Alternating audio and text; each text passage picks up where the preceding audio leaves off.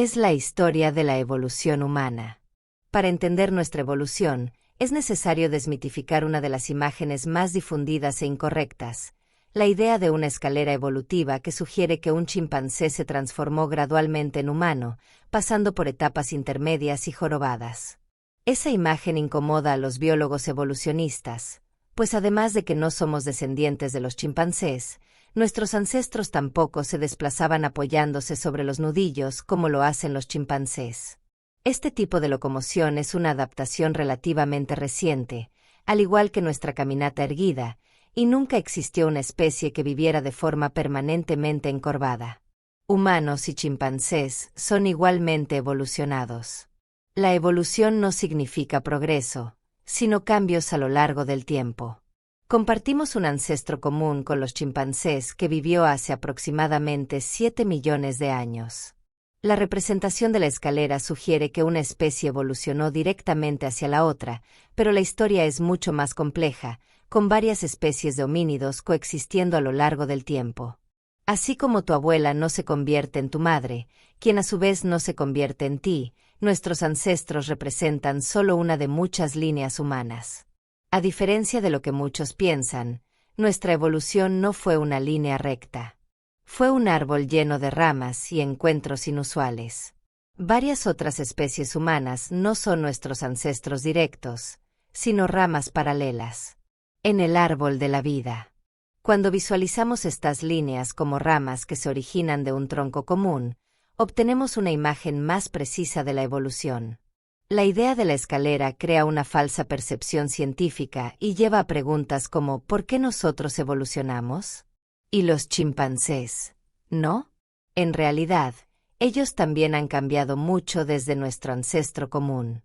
Si nuestra postura erguida, una característica fundamental en nuestra evolución, no se alcanzó de forma gradual, como sugiere la escalera, ¿cómo surgió? Curiosamente, el ancestro común de los chimpancés y humanos no se parecía más a ellos que a nosotros, siendo una forma intermedia. Esto revela mucho sobre nuestros orígenes y sobre cómo evolucionamos hasta convertirnos en lo que somos hoy. El primer género que exploraremos en esta jornada evolutiva es el Ardipithecus, demostrando ser exitosa en su entorno. Con una estructura física más baja y características que se sitúan entre nosotros, y el ancestro común que compartimos con los chimpancés, el Ardipithecus sigue siendo un punto de debate en el árbol genealógico de los homínidos.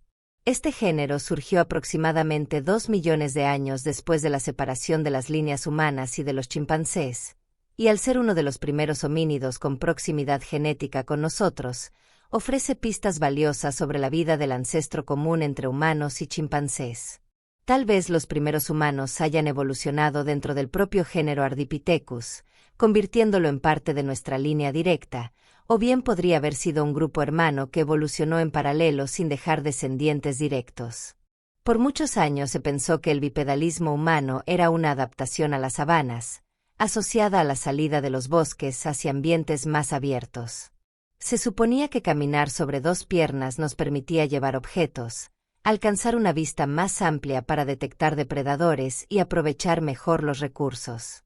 Sin embargo, el Ardipithecus desafía esa idea, pues aunque ya tenía una postura bípeda bien adaptada, aún mantenía pulgares en los pies. Una clara adaptación para la vida en los árboles. El foramen magnum, la abertura en la base del cráneo por donde pasa la conexión con la columna vertebral.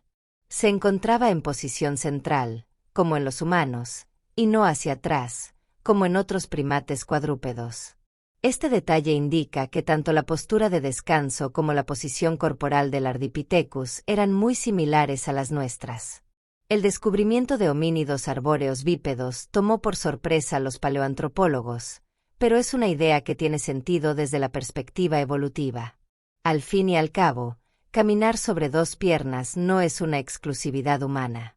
Los chimpancés, gorilas y otros primates también adoptan esa postura ocasionalmente.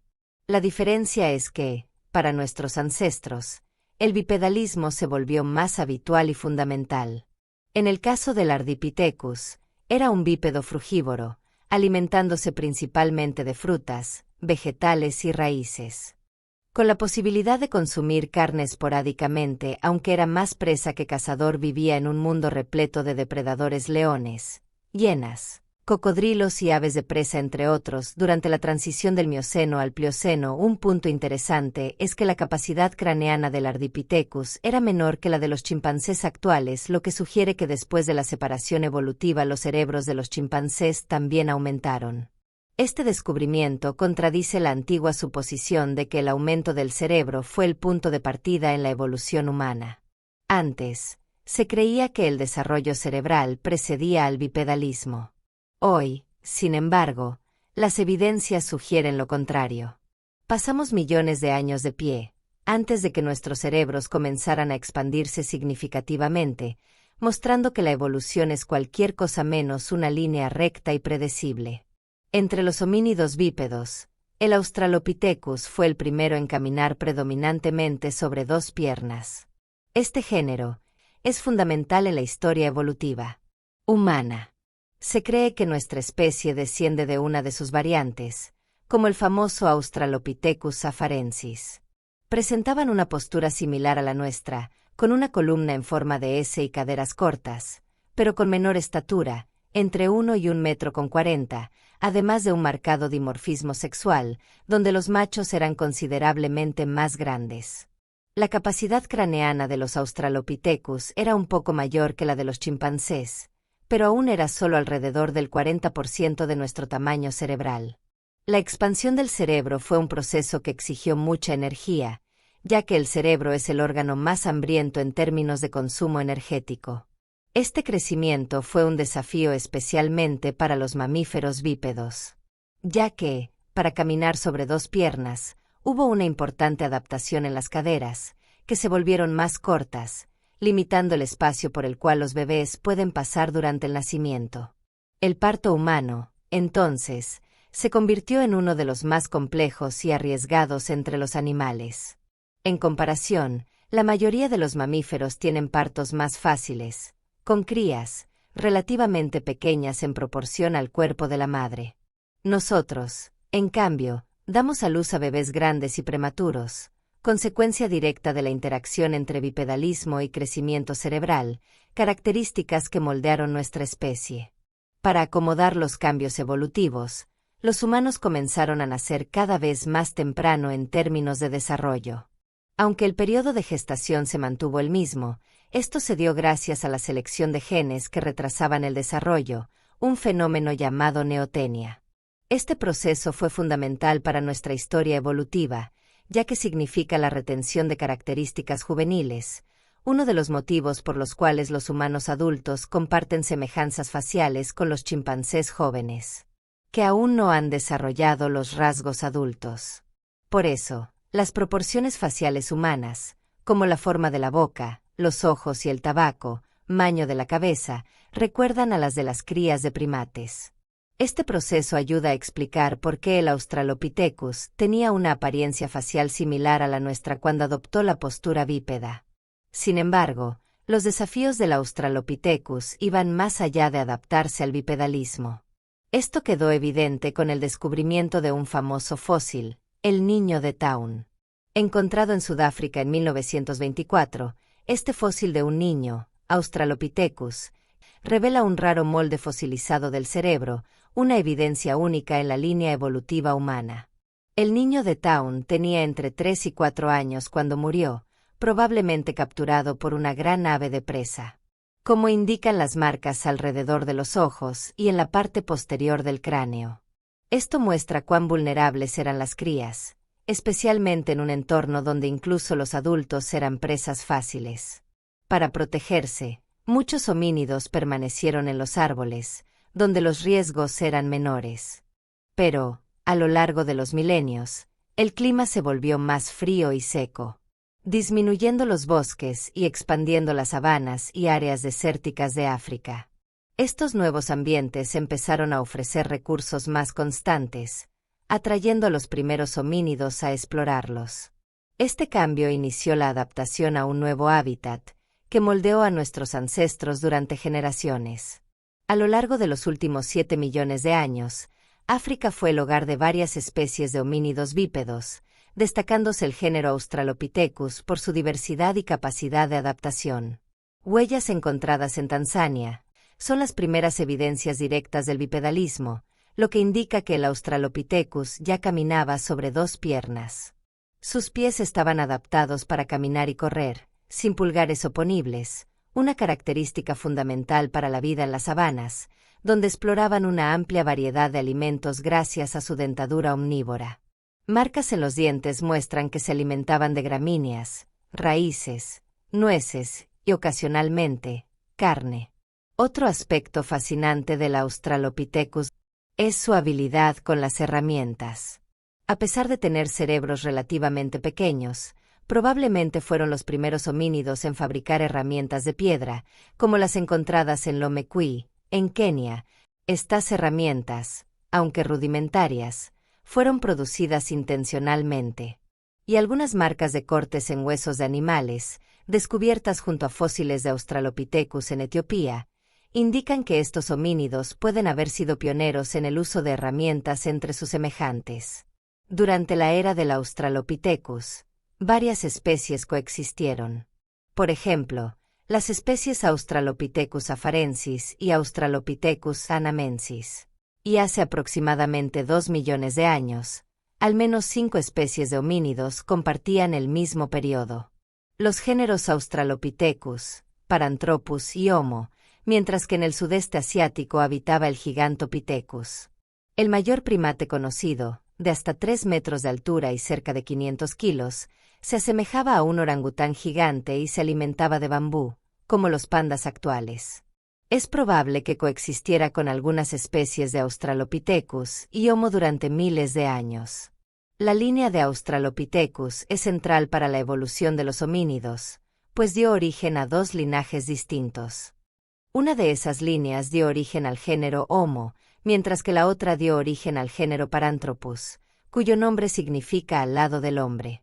Aunque evolucionaron en paralelo con los primeros Homo, los Paranthropus siguieron un camino evolutivo distinto, siendo considerados parientes lejanos y ofreciendo una visión alternativa de la evolución humana. Tenían proporciones y alturas similares a las del Australopithecus, alcanzando hasta 1,50 metros y pesando alrededor de 50 kilogramos.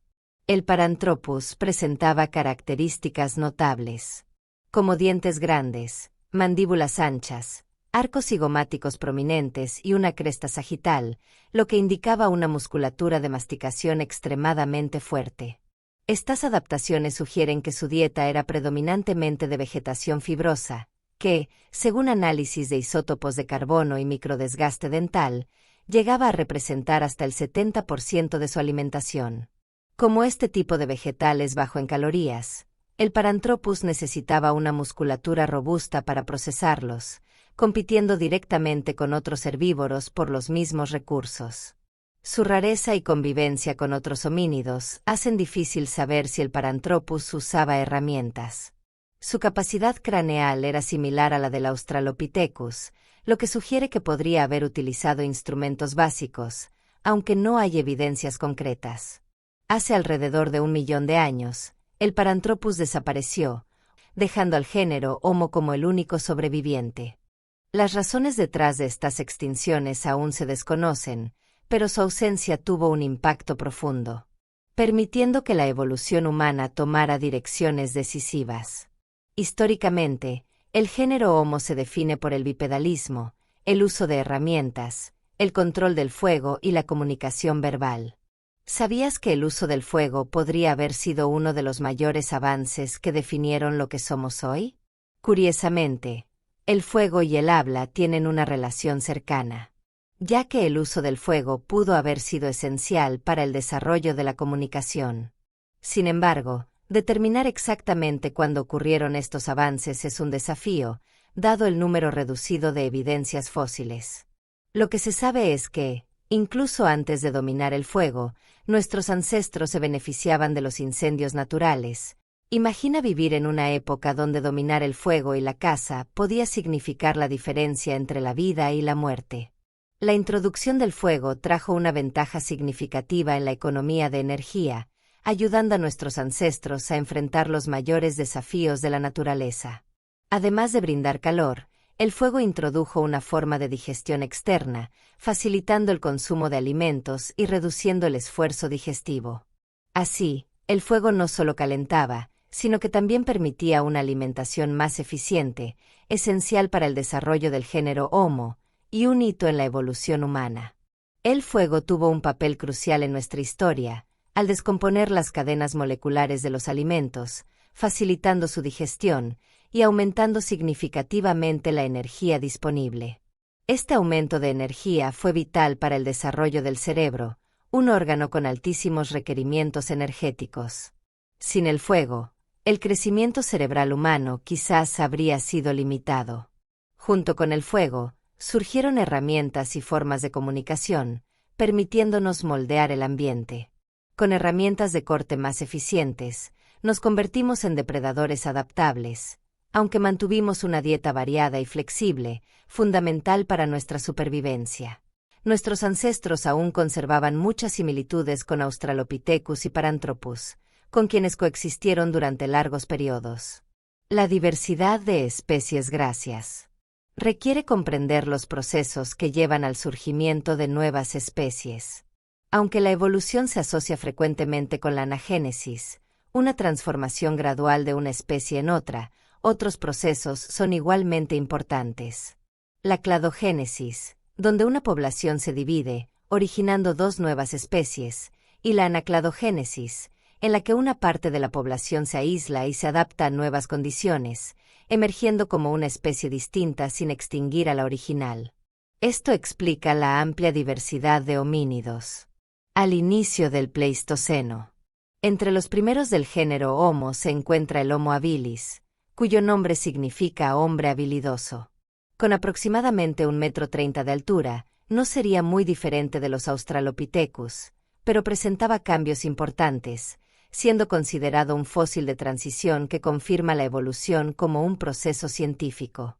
A diferencia de los Australopithecus, el Homo habilis era un usuario frecuente de herramientas, creando las llamadas herramientas oldubayenses, piedras afiladas para cortar alimentos y procesar cadáveres, principalmente en el este y posiblemente en el sur de África, enfrentando cambios climáticos drásticos como la caída global de temperaturas y cambios ecológicos significativos, que afectaron a la megafauna.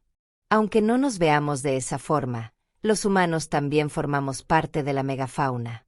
En periodos de cambios rápidos, como el final del Plioceno, las especies más generalistas y adaptables son las que tienden a sobrevivir, mientras que las más especializadas suelen extinguirse. Esta dinámica se observó en la extinción de los dinosaurios, y en menor escala, entre los homínidos. Nuestra adaptabilidad, inteligencia y dieta omnívora fueron fundamentales para enfrentar estos cambios y adaptarnos a ecosistemas en constante transformación.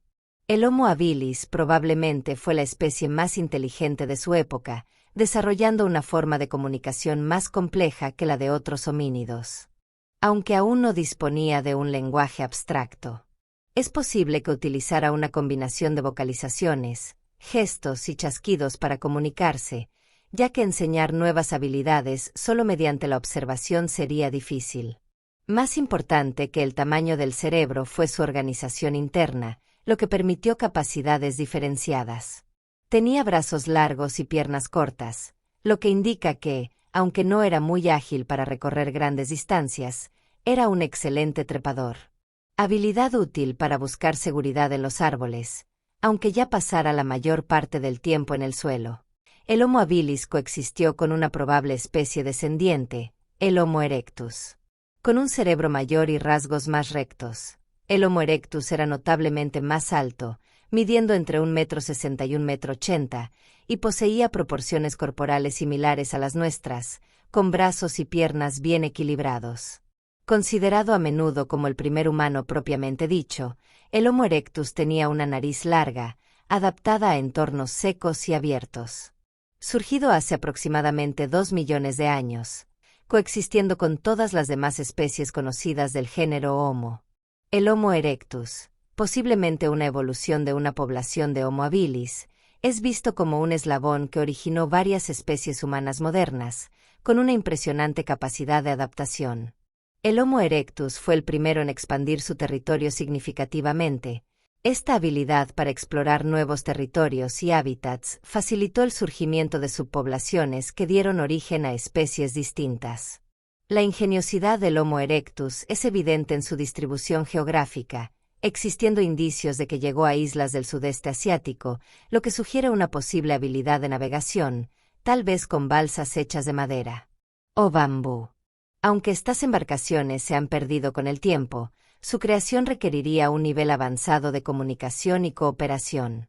Para mantener esta movilidad, el Homo erectus desarrolló habilidades constructivas y una comunicación compleja, aunque probablemente sin un lenguaje completamente desarrollado. Hay evidencias de que, hace alrededor de 1 millón de años, el Homo erectus aprendió a controlar el fuego. Características anatómicas, como dientes más pequeños, sugieren que su dieta ya incluía alimentos cocidos, fundamentales para sustentar un cerebro mayor. La caza en grupo requería estrategias y planificación cooperativa, habilidades que dependían de la comunicación y de una organización compartida entre los miembros del grupo. Las herramientas achelenses producidas por el Homo erectus eran creativas y precisas, ayudando en diversas actividades, desde la confección de ropa hasta la preparación de alimentos, recursos esenciales para la supervivencia en climas más fríos. Una de las especies más interesantes derivadas de una población aislada de Homo erectus fue el Homo floresiensis, o hobbit, encontrado en la isla de Flores. En Indonesia, esta especie experimentó enanismo insular, una adaptación común en ecosistemas de recursos limitados, resultando en una altura adulta promedio de aproximadamente 1 metro. Fue una de las últimas especies humanas en desaparecer antes de que nuestra propia especie se convirtiera en la única sobreviviente. A pesar de la adaptabilidad e inteligencia del Homo erectus, probablemente organizaba su conocimiento de forma menos simbólica que nosotros. Una población africana de Homo erectus dio origen al Homo heidelbergensis, humanos con cerebros de tamaño similar al nuestro, pero con rasgos ancestrales. Esta especie demuestra que la inteligencia no puede medirse solo por el tamaño del cerebro. Mientras nuestra inteligencia evolucionó hacia la abstracción y la planificación, otras especies, como los chimpancés, poseen habilidades específicas, como una memoria visual a corto plazo muy superior a la nuestra, mostrando que cada especie desarrolla competencias propias en la naturaleza. El fenómeno de la emergencia se observa cuando la suma de las partes genera algo más complejo, como un hormiguero, que surge del comportamiento colectivo de las hormigas. De la misma forma, el cerebro humano, formado por miles de millones de células nerviosas, da origen a la conciencia, los pensamientos y la identidad. Este fenómeno se volvió especialmente significativo con el desarrollo del lenguaje humano, que permitió la creación de conceptos abstractos, la comprensión del pasado y del futuro, y el fortalecimiento de una identidad cultural. Así surgió la cultura, un conjunto de conocimientos, prácticas y creencias transmitidos de generación en generación y esenciales para la evolución y adaptación de la humanidad. Hace alrededor de 500.000 de años, la pérdida de conocimientos esenciales podía significar la diferencia entre la vida y la muerte. La información sobre tecnología, alimentación, uso de plantas medicinales y estrategias de caza era crucial para la supervivencia y posiblemente se consideraba sagrada. Con el avance de la comunicación y la cultura, los humanos comenzaron a moldear su propia evolución, transmitiendo saberes valiosos, que crearían una herencia cultural capaz de sostener a nuestra especie en entornos desafiantes y durante nuevas jornadas expansionistas. Antes de la escritura, todo el conocimiento se transmitía oralmente, lo que quizás favoreció la selección de homínidos con habilidades comunicativas cada vez más sofisticadas. Permitieron el desarrollo de una cultura colectiva que aceleró la innovación y el avance tecnológico, superando la lentitud del progreso de Homo erectus. Mediante la observación fuera insuficiente, requiriendo comunicación detallada y planificación para instruir a otro. Homo heidelbergensis fue uno de los grandes innovadores de la época, mejorando la tecnología achelense con la creación de instrumentos que servían para fabricar otras herramientas, una señal clara de creatividad y planificación. Entre sus innovaciones estaban lanzas de madera con puntas de piedra, utilizadas tanto en la caza de grandes animales, como en la pesca, incorporando peces en su dieta. Aunque Homo erectus ya sabía mantener el fuego durante largos periodos, Homo heidelbergensis pudo haber sido el primero en controlarlo activamente, encendiéndolo con materiales como madera seca y piedras adecuadas. Este dominio del fuego no solo aumentó la seguridad contra el frío y los depredadores, sino que también permitió un aprovechamiento energético más eficiente de los alimentos.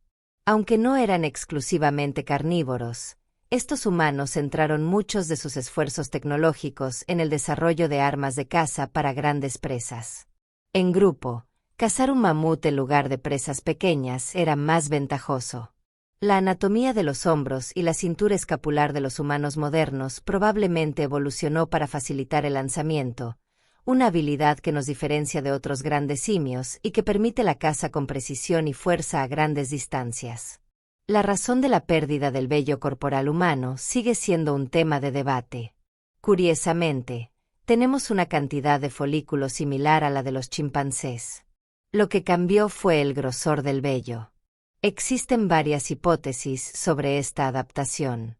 La hipótesis del mono acuático sugiere que una mayor dependencia de ríos y peces favoreció a homínidos con menos vello, secándose más rápido, siendo menos vulnerables a infecciones y hongos.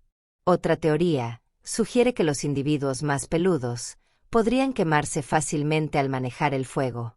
La hipótesis más aceptada, sin embargo, es que los humanos comenzaron a usar una técnica de caza llamada persecución persistente, sudando para enfriar el cuerpo y manteniéndose en movimiento durante largos periodos, lo cual se volvió más eficiente sin vello. Además, una teoría apunta a que la reducción del vello ayudó a minimizar la infestación de parásitos, común en pieles cubiertas por ropa de cuero y piel.